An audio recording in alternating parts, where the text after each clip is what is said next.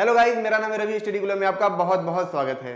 आज मैं बात करूंगा सर रामानुजन के बारे में, एक ऐसे इंसान के बारे में जिन्हें गणित का क्या बोला जाता है, पितामह बोला जाता है, गणित का जन्मदाता बोला जाता है, उन्हें अनंत भी बोला जाता है। उनके ऊपर एक किताब लिखी गई थी कि हु मैन इज इनफाइनाइट करके।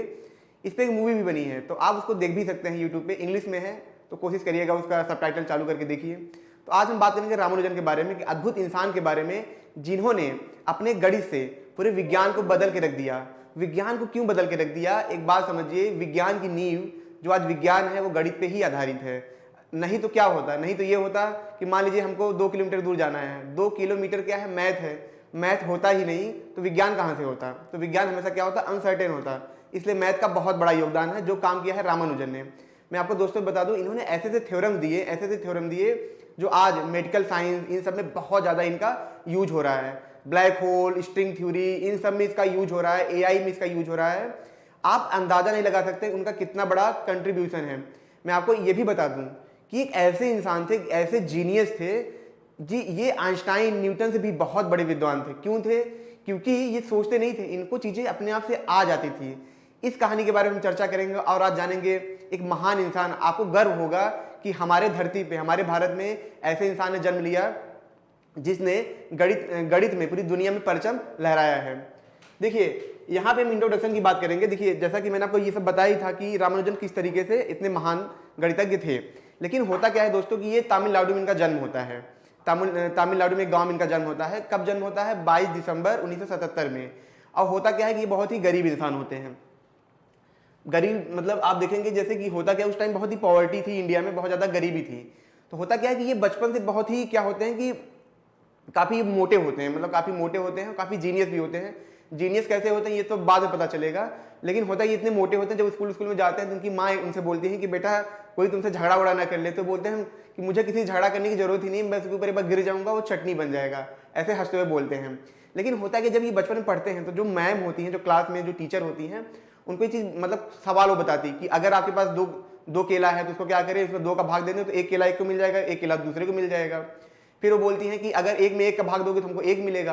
तो रामानुजन बोलते हैं क्या 0 में 0 का भाग दे तो हमको 1 मिलेगा। तो ये जवाब जो होता है वो टीचर नहीं दे पाती है, और ऐसे ढेर सारे सवाल वो पूछते टीचर से, टीचर उनसे परेशान हो जाते हैं।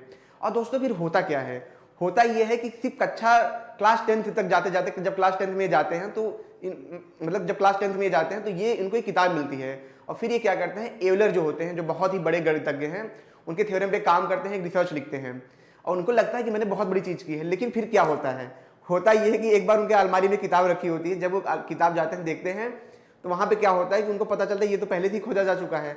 और उनको ये बात सोच के बहुत तकलीफ होती है कि यार मैंने इतना मेहनत से खोजा और ये पहले से किसी ने खोजा है, और इससे क्या होता है, बहुत ही तकलीफ होती है। लेकिन ये एक शुरुआत होती है कि देखिए, एवलर ने भले ही सोचा हो, लेकिन जब रामानुजन ने सोचा था तो रामानुजन को पता नहीं था। इसका मतलब वो क्लास 10 में जब थे तो एवलर के लेवल पे वो सोच रहे थे। और क्या होता है दोस्तों कि ये क्लास 5 जो होता है, जो प्राइमरी स्कूल होता है, एक 10 साल की उम्र तक आते आते उसको पास कर लेते हैं। अरे वहाँ पे डिस्ट्रिक्ट लेवल पे टॉप भी करते हैं, जिसकी वजह से इनको क्या ढेर सारे इनाम भी मिलते हैं। और जब ये 10th में जाते हैं तो इनको स्कॉलरशिप भी मिलती है। लेकिन इनकी खास बात पता है क्या होती है, अभी 10th में जब तक थे ये, तो ये ऑलराउंडर थे, सब में बहुत बढ़िया कर रहे थे, सारे सब्जेक्ट में बहुत अच्छा कर रहे थे। लेकिन फिर दिक्कत क्या होती है कि जैसे जैसे ये आगे बढ़ते हैं, इनका जो रुझान होता है मैथमेटिक्स की तरफ ज़्यादा होने लगता है। इनको किताब मिलती है जिसमें मैथमेटिक्स के सारे थ्योरम होते हैं, अब वो क्या करते हैं, उस मैथमेटिक्स में खोने लगते हैं। जब ये ग्रेजुएशन में जाते हैं, जो ग्रेजुएशन की सेरेमनी होती है, तो इनको मतलब जो डिस्ट्रिक्ट का सबसे बड़ा अवार्ड होता है, इनको ये मिलता है। उसके बाद इनको फेलोशिप भी मिलती है, स्कॉलरशिप भी मिलती है, ताकि ये पढ़ाई कर सकें। लेकिन ये और सब्जेक्ट में क्या होता है, ये फेल हो जाते हैं। ये सिर्फ मैथमेटिक्स में ही अच्छा कर पाते हैं, जिसकी वजह से क्या होता है कि इनके जो ग्रेजुएशन होता है वो पूरा कर नहीं पाते, और फेलोशिप इनसे छीन ली जाती है। और इनको बहुत ही सप्रेशन होता है, ऐसा लगता है कि इनके ऊपर कोई दबाव है, कोई इनको फोर्स कर रहा है, मतलब इनको बांध के रख रहा था एजुकेशन सिस्टम। जी हाँ दोस्तों, एजुकेशन सिस्टम आज भी वैसा ही है। देखिए, अगर आपको फिजिसिस्ट बनना है, मान लीजिए आपको बहुत मतलब फिजिक्स में कुछ अच्छा करना है, लेकिन सिस्टम ऐसा है ना, आपको मैथमेटिक्स, केमिस्ट्री सब कुछ पढ़ना पड़ता है, एमएससी तक पढ़ना पड़ता है। तो ये चीज़ हमेशा आप देखेंगे, ये जीनियस जो थे उनकी ये चीज़ हमेशा खली है। चाहे स्टीफन हॉकिंग को आप ले लीजिए, चाहे अल्बर्ट आइंस्टाइन को ले लीजिए, अल्बर्ट आइंस्टाइन भी फेल हो गए थे। तो ये चीज़ हमेशा लोगों को खली है, और सच भी है। अगर आपको मैथमेटिशियन बनना है, आपको बहुत ही शास्त्री बनना है, तो थोड़ा सा इंट्रोडक्शन देके आपको वही काम करने देना चाहिए। जैसा कि एक मूवी थी तारे जमी पे, वो यही बोलता है कि मंजिल तो कुछ और है, हमको तो सब इसमें पास होना है। खैर ये तो बात की बात है। फिर क्या होता है कि इनकी ग्रेजुएशन छूट जाती है। अब बड़ी दिक्कत, अब इनकी क्या होता है, ये बहुत सारे थ्योरम लिखते हैं, दिन भर ये क्या करते हैं, छत पे बैठ के थ्योरम लिखते रहते हैं। इनकी उम्र हो जाती है कितनी, 20 साल। ठीक है दोस्तों, इनकी उम्र लगभग हो जाती है कितनी, 20 साल।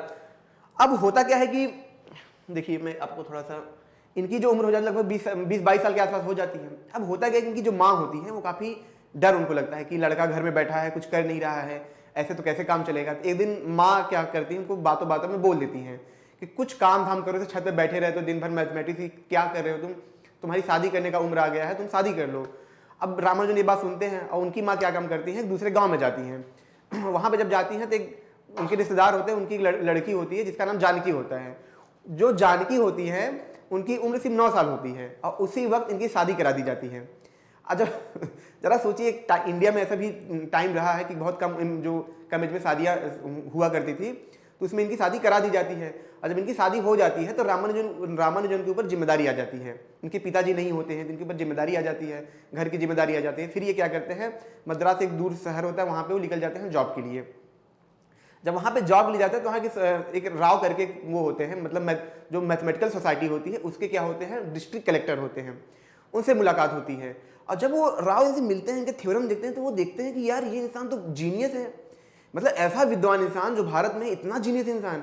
फिर वो क्या बोलते हैं कि उनको एक जॉब देते हैं, बोलते हैं कि हमारा जो जर्नल है, अब आप बोलेंगे जर्नल क्या है, जर्नल का मतलब जैसे न्यूज में क्या होता है आर्टिकल छापे जाते हैं, वैसे जर्नल में रिसर्च पेपर छापे जाते हैं। तो बोलते हैं हमारा जर्नल है, जो इंडियन मैथमेटिकल जर्नल है, आप इसमें सपोर्ट करिए, इसमें आप जर्नल लिखिए, हम आपको महीने का 25 रुपया देंगे। इससे क्या होता है, रामानुजन को छोटी सी एक जॉब मिल जाती है जर्नल लिखने की। उसके बाद क्या होता है कि जर्नल लिखना चालू करते हैं और फिर क्या होता है कि पहला जर्नल अपना जो लिखते हैं 1911 के आसपास लिखते हैं, वो बर्नौली थ्योरम पे होता है, मतलब जो बर्नौली वो वाला फिजिक्स वाला नहीं, जो मैथमेटिक्स में होता है, उस पर लिखते हैं, उस पर पूरा उनका पेपर पब्लिश होता है। और इससे क्या होता है, इनकी ख्याति बढ़ने लगती है, इनको अब सपोर्ट मिलने लगा है। अभी तक तो गरीबी थी, लेकिन अब इनको थोड़ा थोड़ा सपोर्ट मिलने लगा है। लेकिन इनको प्रॉपर एक जॉब चाहिए होता है, गवर्नमेंट जॉब चाहिए होता है। फिर वहाँ पे एक स्वामी अयंगर करके होते हैं, उनसे मुलाकात होती है उनकी। और क्या होता है कि वो जो वहाँ पे डाकिया, जो पोस्ट का काम होता है, क्लर्क का काम होता है, वहाँ पे वो जाते हैं। तो जो वहाँ पे जो हेड होता है वो क्या अंग्रेज होता है। अब वो किसको जानता रहता है, हार्डी को जानता रहता है। देखिए यहाँ से कहानी शुरू हो रही है, यहाँ से कैसे कहानी, वो हार्डी को जानता रहता है। अब वो भी मैथमेटिशियन रहते हैं। देखिए एक तो चीज़ मानेंगे, आपको मानना ही पड़ेगा, जो साउथ है वहाँ पे क्या है, मैथमेटिक्स और साइंस में लोग बहुत आगे होते हैं, वहाँ के लोग विद्वान होते हैं। जैसा कि आप देख रहे हैं, हर लोग आप जो उनसे मिल रहे हैं वो भी विद्वान ही है। तो क्या होता है कि वो इनको देखते हैं, वो समझ जाते हैं कि इंसान बहुत ही जीनियस है, उनको जॉब पे रख लेते हैं। इनको जॉब मिल जाती है ठीक ठाक, जर्नल में भी अपना काम करते रहते हैं। और होता क्या है कि जो अंग्रेज होता है उनको बोलता है कि एक काम करो आप, कि ये जो आपके थ्योरम है ये किसको भेजो, हार्डी को भेजो, जो हार्वर्ड में, जो कैम्ब्रिज में होते हैं। तो ये बोलते हैं कि उनको भेजे, कैसे भेजे, तो बताते हैं, उनका पूरा बताते हैं ऐसे से आप इनको भेजो। ये क्या करते हैं, अपने थ्योरम को लिखते हैं और हार्डी को भेजने लगते हैं। 2-3 बार ये भेजते हैं, लेकिन क्या होता है, 2-3 बार भेजने के बाद देखिए वो बड़े प्रोफेसर हैं, उनके पास लेटर बहुत सारे आते हैं, तो वो क्या करते थे, फेंक देते। उनको लगता कि कोई फालतू का होगा, वो लेटर नहीं पढ़ते, फेंक देते। लेकिन एक दिन क्या होता है, देखिए यही होता है कि भगवान आपको रास्ता दिखाता है कि ये फिर से एक बार थ्योरम भेजते हैं। वो थ्योरम होता है इनफाइनाइट इंटीग्रल पे होता है, ठीक है। और इनफाइनाइट इंटीग्रल को ये प्रॉपर थ्योरम को सॉल्व करके देते हैं। जब ये थ्योरम हार्डी के पास जाता है, जब हार्डी उसको पढ़ते हैं, तो पहले तो हार्डी को लगता है कि ये कोई मतलब मजाकिया है, कोई मजाक कर रहा है, क्योंकि जो बड़े प्रोफेसर होते हैं बच्चों के साथ बहुत ज़्यादा मजाक करते हैं, फालतू की चीज़ें भेजते रहते हैं कि सर ये बताइए वो बताइए। लेकिन क्या होता है कि जब वो थ्योरम पढ़ते हैं, तो जब हार्डी सोने जाते हैं, वो चीज़ उनको सोने नहीं देती है। उनको लगता है कि यार ये थ्योरम जो आज तक हम सॉल्व नहीं कर पाए, ये कौन सॉल्व किसने ये सॉल्व कर दिया। उनको ये एहसास हो जाता है कि ये इंसान जीनियस है, आइंस्टाइन की तरह ये जीनियस है, ये भले ही भारत में है लेकिन ये जीनियस इंसान है। फिर क्या होता है कि जो मतलब हार्डी होते हैं, उनका एक दोस्त होते हैं लिटिल वुड। आप जब वो मूवी देखेंगे ना तो उसमें लिटिल वुड दिखाया गया है। वो जो होते हैं उनसे मुलाकात करते हैं, बताते हैं कि लिटिल वुड ये कोई इंसान है जो बहुत ही बेहतरीन इंसान है, उसने ऐसे थ्योरम लिखी है। और लिटिल वुड जब ये देखते हैं, बोलते हैं कि ओ माय गॉड, ये थ्योरम इंसान ये कैसे लिख सकता है।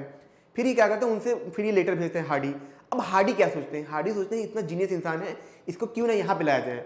लेकिन रामानुजन के अंदर उस टाइम थोड़ा डर होता है। ये चीज़ आप लोगों को नहीं पता होगी, लेकिन एक किताब है उसमें ये लिखा गया है कि रामानुजन सोचते हैं कि मैं चीज़ें यहाँ पे भी कर सकता हूँ, क्योंकि जो मद्रास इंस्टीट्यूट होता है उनको सपोर्ट करने लगता है गणित में। उनको फेलोशिप भी मिलने लगती है। तो ऐसा नहीं था कि रामानुजन वहाँ पे जाने पे ही सब कुछ हुआ, यहाँ पे भी उनको थोड़ी थोड़ी मदद मिल रही थी, क्योंकि अब जर्नल लिखने में उनको पैसा मिल रहा था। तो होता क्या है कि फिर वो लेटर लिखते हैं, फिर उनके बीच में लगातार कम्युनिकेशन होता है, तुरंत नहीं जाते हैं, लगातार कम्युनिकेशन होता रहता है, थ्योरम पे बातचीत चलती रहती है। लेकिन हार्डी की पूरी कोशिश रहती है इनको यहाँ पे लाया जाए। अब यहाँ पे क्या दिक्कत है, यहाँ पे रामानुजन पर काम कर रहे हैं और इनको जो यहाँ के जो ऑफिस वाले होते हैं, जो अयंगर हैं, जो अंग्रेज होता है, इनको थोड़ा थोड़ा टाइम भी देते रहते हैं कि आप अपना काम करते रहिए। तो ये क्या करते थे, ये सिर्फ 2 घंटा सोते थे और 2 घंटा सोने के बाद दिन भर अपना काम करते थे, रात में अपने थ्योरम को लगातार ये लिखते रहते थे।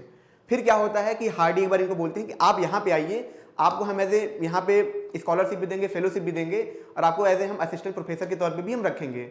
ये चीज़ यहाँ पे बात होती है। और फिर क्या होता है कि रामानुजन अपने घर पे जाते हैं, अपने माँ से बात करते हैं, वहाँ पे जाना चाहते हैं। माँ उनकी थोड़ी सी हिचकिचाती हैं, बोलती हैं कि क्यों जाओगे वहाँ पे, यहाँ पे रह के काम करो, अंग्रेज लोग अच्छे नहीं होते, वो नहाते नहीं हैं, वो मीट खाते हैं, वो ऐसी उनकी जो, क्योंकि ब्राह्मण होती हैं, वो उनको ऐसी ऐसी चीज़ें बताती हैं। लेकिन रामानुजन बोलते हैं कि मुझे ये काम करने के लिए जो मैथमेटिक्स है, ठीक है, ये मुझे दुनिया तक लेके जाने के लिए मुझे वहाँ पे जाना ही पड़ेगा। फिर रामानुजन क्या होता है, वहाँ पे जाते हैं, वो अपने वाइफ से बोल के जाते हैं कि मैं तुमको कभी नहीं भूलूंगा और कुछ वक्त के बाद मैं तुमको अपने पास बुला लूंगा। फिर रामानुजन क्या होता है, 7 समुंदर पार करके वहाँ पे जाते हैं हार्डी के पास। अब वहाँ पे जैसे ही जाते हैं तो रामानुजन की ये रहता है कि मैं जाऊँगा, अपना थ्योरम पब्लिश कराऊंगा। लेकिन ऐसा होता नहीं है। वहाँ पे इनके पास 3 डायरी होती है। जब तीनों डायरी वो दिखाते हैं तो वो दोनों देखिए एकदम भौचक्के रह जाते हैं कि इतनी सारी थ्योरम, एक इंसान को तो पूरी जिंदगी लग जाएगी बस 10-15 पेज की थ्योरम को सॉल्व करने में, क्योंकि लगभग 3900 के आसपास थ्योरम थे। अब ये चीज़ देख के उनको बड़ा आश्चर्य होता है कि कैसे इतना सारा थ्योरम। अब हार्डी के दिमाग में 2 चीज़ें चलती हैं। पहला क्या चलता है कि इस इंसान ने जो थ्योरम पहले से ही करके रखे हैं उस पर काम किया जाए, या जो थ्योरम अभी आने जो फ्यूचर में आएंगे लगातार उनके दिमाग में, उस पर काम किया जाए। हार्डी बहुत ही अचंभित है कि ये इंसान इस लेवल पे जीनियस है कि थ्योरम तो जैसे पानी की तरह बह रहा है इसके दिमाग से। फिर क्या होता है, थ्योरम पे लगातार काम करने लगते हैं। लेकिन रामानुजन को क्या होता है, हार्डी क्लास में भेजने लगते हैं। अब यहाँ पे रामानुजन आए थे अपना पेपर पब्लिश कराने के लिए, थ्योरम को पब्लिश कराने के लिए। लेकिन हार्डी को ये पता होता है कि जो रामानुजन है, थ्योरम तो इनके अंदर से निकल के आ रही है, थ्योरम को ये क्या कर रहे हैं, इनको अंतरात्मा से निकल के आ रही है। लेकिन दिक्कत क्या हो रही है, दिक्कत ये हो रही है कि प्रूफ नहीं कर पा रहे हैं। ये बता तो देते थे आंसर, लेकिन प्रूफ नहीं है। और बिना प्रूफ की कोई चीज़ नहीं मानी जाती है विज्ञान में, साइंस, मैथमेटिक्स में।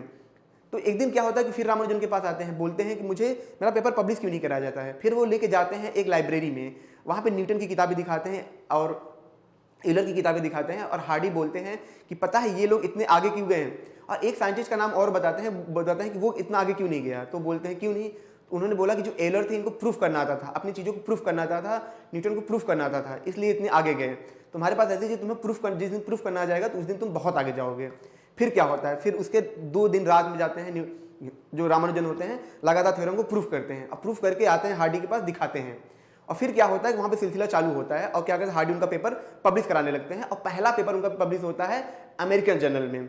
वहाँ पे पब्लिश होने के बाद इनके गाँव में एकदम धूम धड़ाका होने लगता है, लोग खुश हो जाते हैं। देखिए पेपर पब्लिश होना बहुत बड़ी बात है, बहुत ही बड़ी चीज़ होती है, पीएचडी से भी बड़ी चीज़ होती है। फिर क्या होता है, ये लगातार थ्योरम पे अब काम करना चालू करते हैं। लेकिन इनको चाहिए होता है प्रॉपर फेलोशिप, क्योंकि इनकी वीवी होती है और ये चीज़ हार्डी को पता नहीं होती है। फिर एक दिन रामानुजन को चिल्ला के बोलते हैं कि तुम्हें पता है कि मेरी एक वाइफ भी है, मेरी एक माँ भी है गाँव में, मुझे उनका भी खर्चा देखना पड़ता है।